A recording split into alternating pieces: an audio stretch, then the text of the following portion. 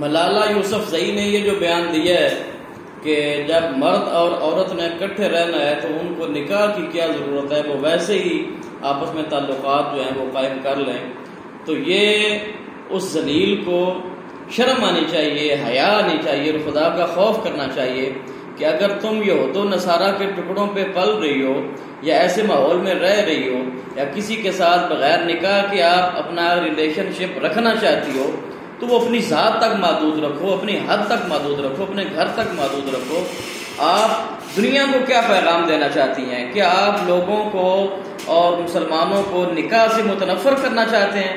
جبکہ ایسے ہرگز انشاءاللہ نہیں ہوگا، کیونکہ مسلمانوں کی مائیں، بہنیں، بیٹیاں یہ سمجھتی ہیں کہ ملالہ غیروں کے ٹکڑوں پہ پل کر جیسے بھی بکواس کر لے، ہم نے ملالہ کی بات نہیں ماننی، بلکہ ہم نے سیدہ فاطمہ الزہرا سلام اللہ علیہا جو ہمارے آقا کریم صلی اللہ تعالی علیہ وآلہ وبارک وسلم کے لخت جگر ہیں، ان کے جو اخلاق حسنہ ہیں، ان کا جو اخلاق ہے، ہم نے اس کو فالو کرنا ہے، ان کی زندگی کو فالو کرنا ہے۔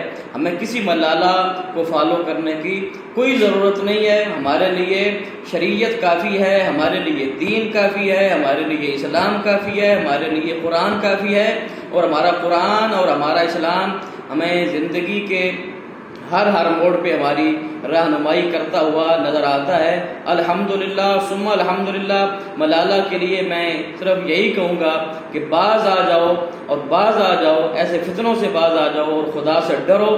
انا بطش ربک شدید۔ اللہ رب العالمین کی پکڑ بڑی سخت ہے، اور وہ دنیا میں ذلیل و خوار ہو جاتا ہے وہ انسان کہ جو اللہ رب العالمین کے دین سے ٹکرانے کی کوشش کرتا ہے۔ اللہ پاک ہمیں اعمال صالحہ کی توفیق عطا فرمائے۔